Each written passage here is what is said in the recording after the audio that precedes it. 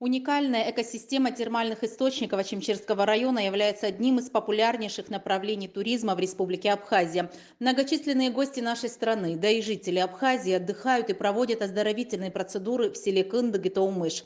По указанию министра внутренних дел Дмитрия Дбар в целях обеспечения общественного порядка и безопасности, а также предупреждения и пресечения возможных правонарушений в данных курортных районах готовится к открытию опорный пункт милиции.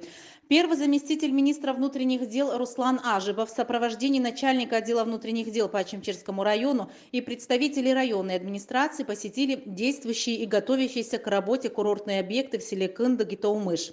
На сегодняшний день практически все места пребывания отдыхающих оснащены системами видеонаблюдения. Также были осмотрены условия обеспечения безопасности пребывания туристов в общественных местах и дорожная инфраструктура между объектами отдыха и жилым сектором.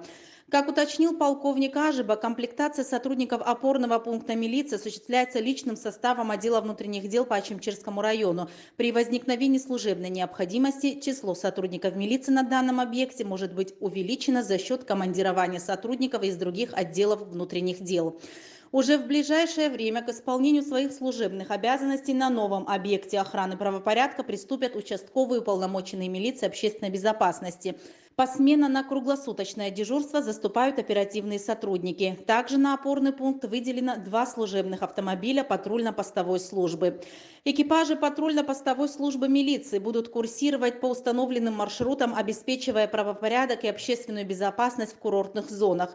С каждым годом растет число туристов, выбирающих для летнего отдыха восточную часть Абхазии. Помимо группового туризма, отдыхающие приезжают в этот район уже традиционно и с семьями. Поэтому растет популярность частного сектора. Открытие пункта милиции, безусловно, необходимое и важное событие. Теперь гражданам будет проще решить проблемные вопросы, а сотрудники милиции всегда готовы оказать необходимую помощь и поддержку гостям и жителям района.